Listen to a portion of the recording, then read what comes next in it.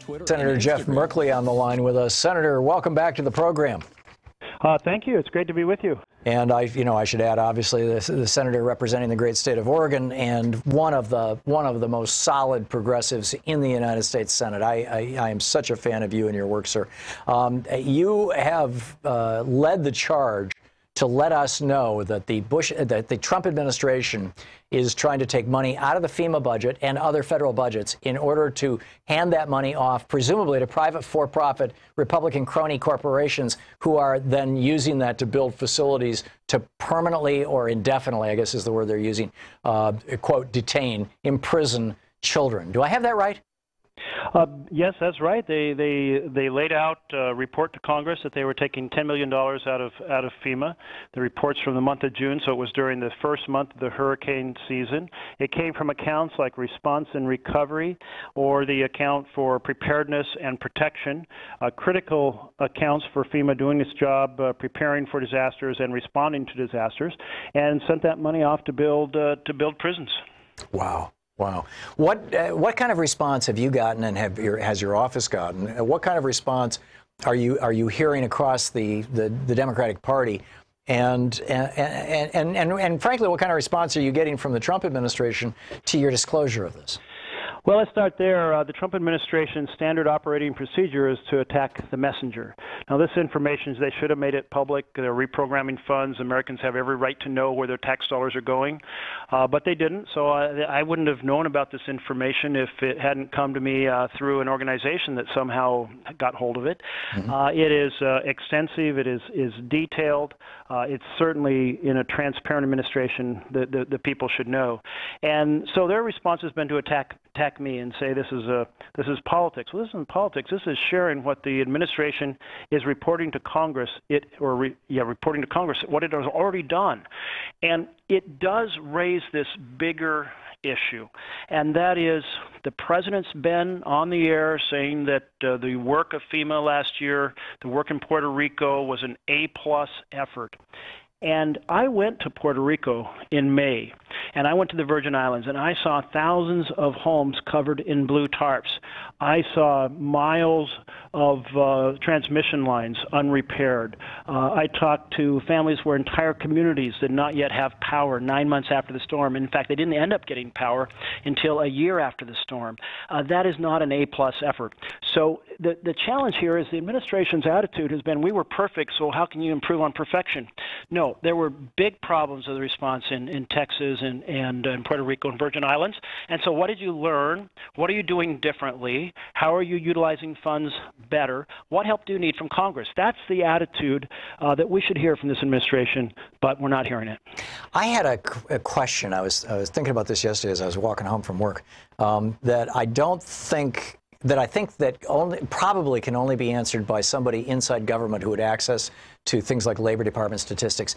One of the sales pitches that we're hearing about the economy from the Trump administration is that not only is unemployment low and jobs are coming back, blah, blah, blah, but that the old-fashioned blue-collar jobs, construction jobs, sheetrocking, roofing, electrical wiring, plumbing, these jobs are coming back so fast that there's not enough trained people to meet the demand. Now, obviously, the response to that would be bring back the unions and their apprenticeship programs.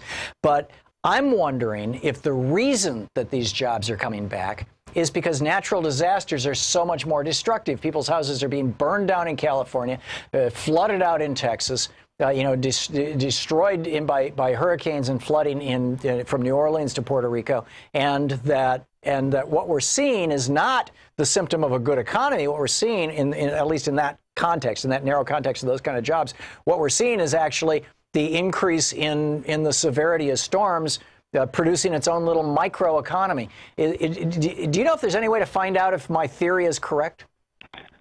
Well, now that you've raised it, I'm interested in exploring it. I am absolutely confident that there's been a massive demand for construction-related professions in Texas because of the hurricane that hit Houston, and I'm absolutely sure I saw it firsthand in Puerto Rico and the Virgin Islands. So that certainly goes to your theory. I mean, we're also in an economy that I would call it a sugar-high economy, and that is unemployment was already at 4%, and the administration said, well, here's an idea. let's pump up the economy even more by borrowing $1.5 trillion and basically giving it to the richest Americans. Well, we couldn't get the Republicans to work with us to do a solid stimulus bill when unemployment was 14%, and that's when you need to deficit spend to invest in America, not when we're at 4%. And so this is an artificial high. We're running up the debt. It's going to come back to haunt us. We should have these funds available when the economy isn't the strong economy that Obama built. Yeah, absolutely agree. In fact, I made that point on Fox News on Sunday, which got some bugged out eyes. Senator, we're talking with Senator Jeff Merkley. I just have to say good on you for raising these issues and being such a progressive champion. Anything else that you want to share with us before we wrap this up? Well, the other side of this formulation, which is the money is going to build prison camps, should concern all Americans. This is the outflow from the child separation policy of treat those fleeing persecution, rip away as criminals, treat them as criminals, rip away their children, rip their children out of their arms. They did this to some 2,650 children.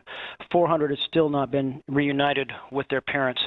And now the administration, that they have been forced to stop that egregious policy, is saying, let's build family internment camps. The president requested this in an executive order he sent to Congress. There is a Republican bill in the Senate that has 35 Republican senators on that says, yes, we will authorize and build internment camps. And now the president says that he has a draft regulation, I guess it's several hundred pages long, to do it without action by Congress to establish internment camps. We made this mistake in World War II of locking up families. Children do not belong behind barbed wire. There was a perfectly good program called the Family Case Management Program that said, hey, if there is a family fleeing persecution and seeking asylum, we will have a very high level of contact with them until their asylum hearing comes.